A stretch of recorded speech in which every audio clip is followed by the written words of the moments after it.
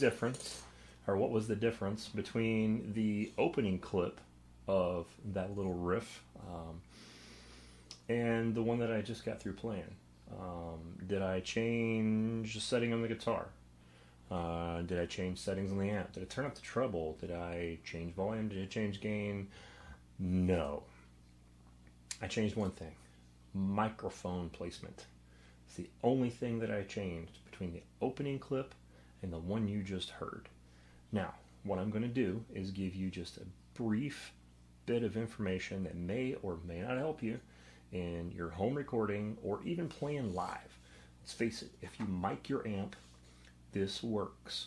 If you have a way that you have your amp set up, you love the way it's set up, you don't want to change it, but for whatever reason it's just not quite cutting through, going through the house, going through the PA, change your mic setting. Let me show you.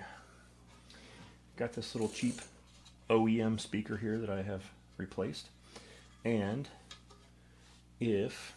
okay, in the opening clip, let's start there. The opening clip, the microphone was out here in these ribs. So it was on the outer edge of the speaker. The clip that you just heard, the last clip, the microphone was dead center over this dust cap. When you place your mic out here, your tone is warmer. Your tone is it's fuller, more full. I don't know what the proper way to say that. Anyway, it's fatter. When you put your microphone in here, your tone has more presence. It's more focused, brighter, and it can be a little harsher. It depends. It depends on your setup. Depends how, your amp is set up, your guitar. It depends on a lot of factors. But the basic stuff, warm and fat, present, like turn up the presence knob, put it in the center. It's going to have more presence. It's going to be brighter. Which one is the one that you need? What works for you? Couldn't tell you. I don't know what you're playing. I don't know where you're playing. I don't know any of the circumstance. That, however, is one thing that you can do. It's very simple. Mic placement. You guys know me. I don't use any expensive equipment. I use a basic version of Pro Tools. I'm using a Sennheiser. I don't even remember the night. That's the one that hangs over the front of the cab. And here, let me look. I think it's a E609. I don't use anything expensive. Sometimes instead of the Sennheiser, I'll use a Shure SM58 to mic guitar cabs. I really like that. The SM58 has a little bit more mids. Just because of the pop filter and everything, the small differences between the 58 and the 57.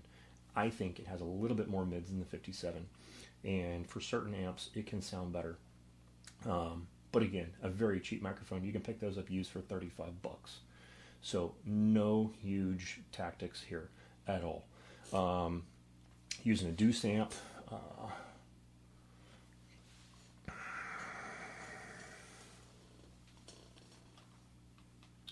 So there's the amp, and as you can see, the speaker's in the center. Now the speaker is mounted off center in that amplifier, so that's why the speaker is not dead center on the amp.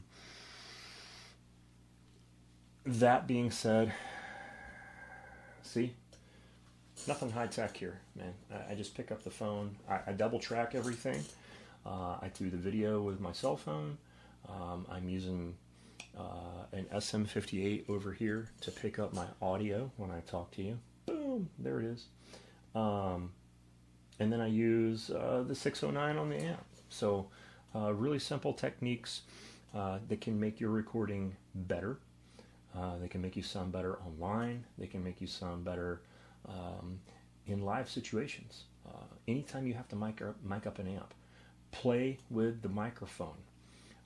During your rehearsal, play with microphone placement. See what sounds better for the venue. A lot of times a venue determines how you need to set up. If a venue has a ton of natural reverb, you might want to push that microphone out to the edge a little bit and knock off a little bit of the presence. If a room just seems kind of dead and flat and dull, you might want to push that mic back over into the center. A lot of factors, a lot of things going on, but that's one more tool for your toolbox. So y'all have a good one. I'll talk to you later. Bye.